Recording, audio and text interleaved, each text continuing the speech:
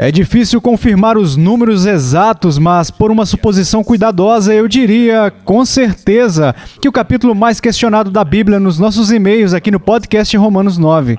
Sei sem qualquer exagero que temos centenas de perguntas na caixa de entrada apenas sobre este capítulo. Dentro do capítulo, é bem provável que Romanos 9:22 é o texto mais questionado dentre todos os outros versículos do capítulo. Eu sei de pelo menos 65 e-mails perguntando sobre este único texto, um texto rígido. Aqui está uma pergunta representativa de uma ouvinte chamada Leslie, que representa o cerne de dezenas desses e-mails. Olá, Pastor John, eu preciso da sua ajuda em minha luta com Romanos 9:22. Parece-me sugerir que aqueles que não são eleitos nem mesmo têm a chance de se arrepender, visto que nasceram para a perdição. É verdade que muitas pessoas são criadas sem terem a chance de serem salvas? Eu não estou surpreso que Romanos 9 esteja entre os textos que as pessoas possuem mais dúvidas, porque a minha própria história comprovou isso. Recentemente estive folheando alguns dos meus registros antigos em um diário de 1977 a 1979. Eu tinha 30 e poucos anos e quase todo o meu tempo livre era gasto estudando e escrevendo sobre Romanos 9. Especialmente os versículos 14 até 23. Pode interessar aos nossos ouvintes que este texto, que é tão problemático para a maioria de nós, o texto que destaca a soberania absoluta de Deus sobre a salvação, de forma tão clara e vigorosa como qualquer outro texto da Bíblia. Este texto foi o texto que Deus usou em 1979. Não consigo nem datar. 14 de dezembro. De teólogo acadêmico que deu aulas durante 6 anos em uma faculdade para me tornar pastor na Igreja Batista Bethlehem, onde servi durante 33 anos. Este texto me impulsionou para me tornar um pastor com desejo de que Deus me usasse para salvar pecadores perdidos desde o berço até a sepultura e para desenvolver uma igreja forte que enviaria centenas de pessoas para os povos não alcançados do mundo em missões mundiais.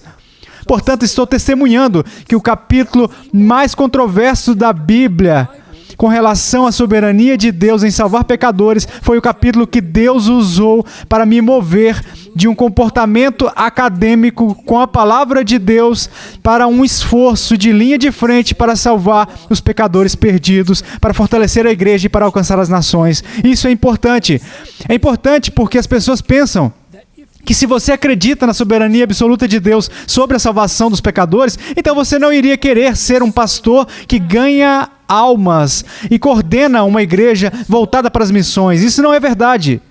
Teve o efeito oposto em mim, como teve em William Carey, John Peyton, Adoniram Judson e centenas de outros missionários e pastores que deram suas vidas para alcançar pessoas perdidas com o Evangelho. Existe o hipercalvinismo, que não é o calvinismo histórico. Sempre houve um pequeno grupo que distorceu a Bíblia pela sua lógica antibíblica para dizer que as únicas pessoas que você deve convidar para Cristo são aquelas que dão evidência de estar entre os eleitos de Deus. Então, se você não compartilha o Evangelho indiscriminadamente como eu faço, mas você espera e procura por sinais entre os incrédulos de que eles podem ser eleitos, isso está absolutamente errado. Não é o que Romanos 9 ensina ou implica. Não é o que qualquer outro texto da Bíblia ensina ou implica. O amante da soberania de Deus, que está saturado com uma grande visão bíblica do poder de Deus em salvar pecadores, diz a cada ser humano, sem exceção, palavras como estas: todos vós, os que tendes sede, vinde às águas, e vós, os que não tendes dinheiro, vinde, comprai e comei. Por que gastais o dinheiro naquilo que não é pão, e o vosso suor naquilo que não satisfaz? Venha para a água da vida. Bebam à vontade todos, absolutamente todos que receberam Jesus Cristo como Filho de Deus, crucificado pelos pecadores, ressurreto dentre os mortos, cada um de vocês, e coloque a sua confiança nele como seu único e precioso Salvador. Vocês receberão dele tudo o que Deus fez através dele, tudo o que Deus é para vocês nele. Vocês irão ter tudo. Nada de bom será negado a vocês. Se você quiser o Senhor Jesus Cristo, terá tudo o que Ele conquistou, culminando em alegria eterna na presença de Deus. Isso é o que você diz. Isso é o que você diz. Se as pessoas deixarem você falar, sabe, por um minuto inteiro assim, é o que você diz a cada ser humano. Agora, aqui estão as palavras de Romanos 9 que fazem as pessoas tropeçarem. Deixe-me dizer uma palavra sobre elas. Romanos 9, 18 e 19 diz: Logo, Deus tem ele misericórdia de quem quer e também endurece a quem lhe apraz. Tu, porém, me dirás, de que se queixa ele ainda? Em outras palavras, não estamos fazendo uma pergunta que Paulo não fez.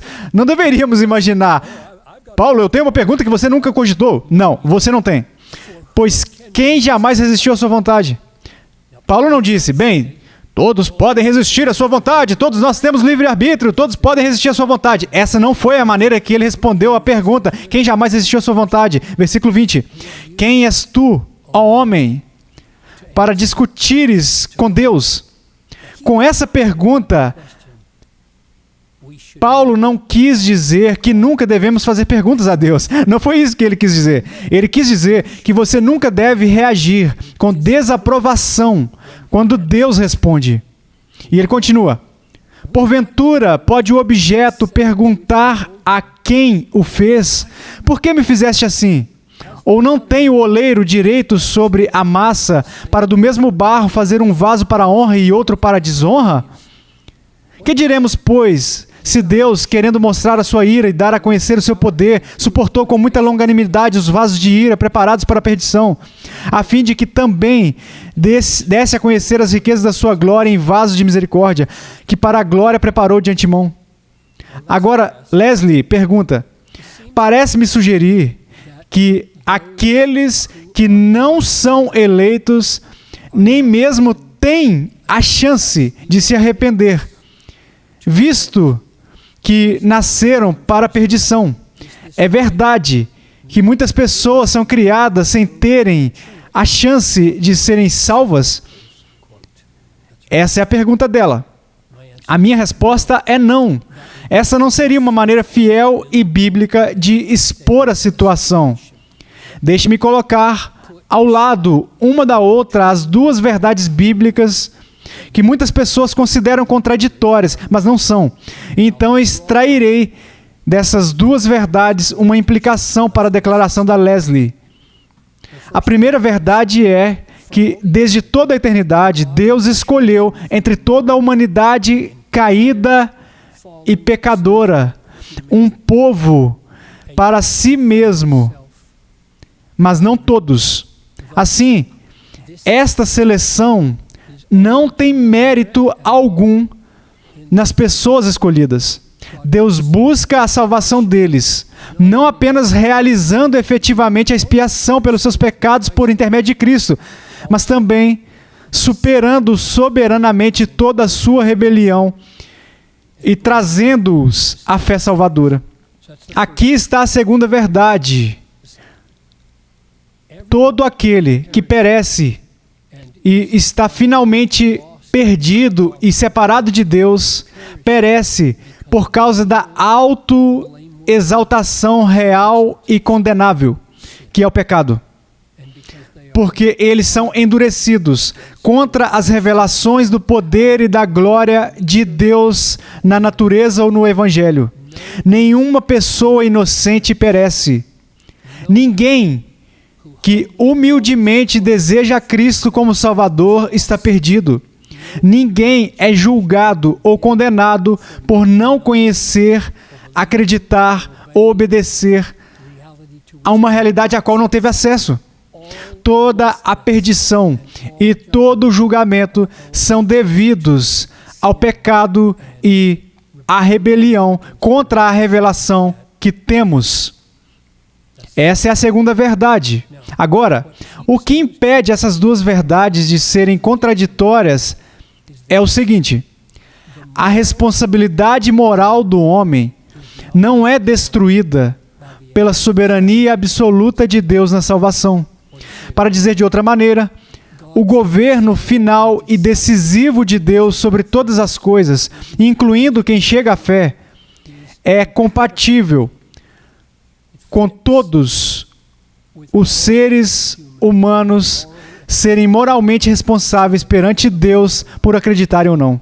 Agora, vivemos em um mundo que, no geral, se recusa a abraçar a soberania premeditada de Deus em todas as coisas. Isso é Efésios 1:11. Nele, que faz todas as coisas conforme o conselho da sua vontade. As pessoas rejeitam isso, em grande parte, porque a única solução que suas mentes podem abraçar para manter a responsabilidade humana é a presunção da autodeterminação humana em última análise, também conhecida como livre-arbítrio. Mas a autodeterminação humana, em última análise, não é encontrada em lugar nenhum da Bíblia, em lugar nenhum. Mas a soberania de Deus é, e a responsabilidade do homem também. Em lugar nenhum isso é considerado contraditório.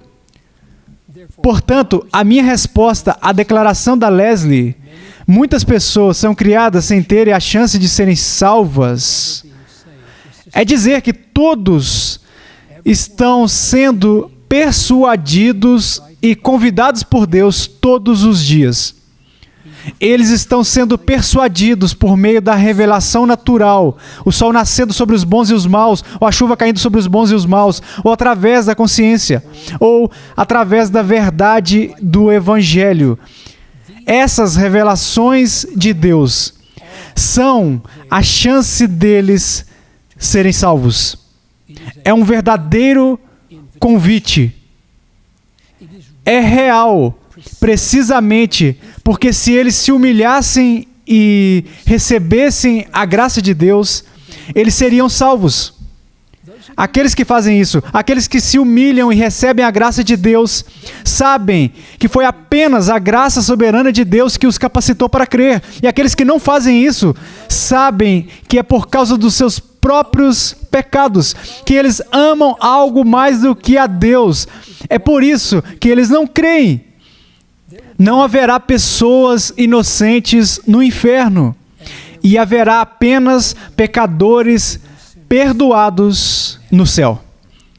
Muito bom, obrigado Pastor John por responder a uma das diversas perguntas sobre este capítulo na nossa caixa de entrada. Eu sei que muitos de vocês têm perguntas sobre Romanos 9, centenas e centenas de perguntas surgiram ao longo dos anos apenas sobre este capítulo. E eu quero terminar este episódio falando sobre um livro importante, Pastor John. Você escreveu e citou aqueles primeiros anos de 1977 a 1979, anos de pesquisa e escrita que se tornaram um livro completo sobre Romanos 9 com o título A Justificação de Deus. A Justificação de Deus. Um dos principais títulos por John Piper no início do seu ministério. Um professor, pelo que entendi, o pastor John dava aulas de exegese em Romanos 9 a 11 em 1976 e isso o inspirou a escrever artigos sobre Romanos 9. Com o período sabático no outono de 1979, ele transformou esses artigos em um livro e terminou o primeiro rascunho durante as férias da Páscoa em 1980. É interessante que foi o trabalho neste livro que realmente ajudou a persuadi-lo a deixar a faculdade para trabalhar no pastorado. Essa é uma história para outro dia, mas mesmo assim este livro, A Justificação de Deus, foi escolhido e publicado por Baker em 1983. Foi o segundo livro. O primeiro foi Ame Seus Inimigos, sua tese de doutorado, publicada em 1979. Mas se você quiser mergulhar fundo em Romanos 9, este é o livro a se obter, A Justificação de Deus. Para o benefício total, você vai precisar conhecer um pouco de grego e hebraico. Mas, no entanto, se você não tiver, você pode se beneficiar disso. Estude anos de exegese e citações de John Piper neste livro, A Justificação de Deus. Bem, estamos tão perto do Natal, agora da próxima vez iremos estudar uma das muitas consequências terríveis da encarnação de Cristo. Sou o apresentador Tony Rank e vejo vocês na quarta-feira. Obrigado pela atenção.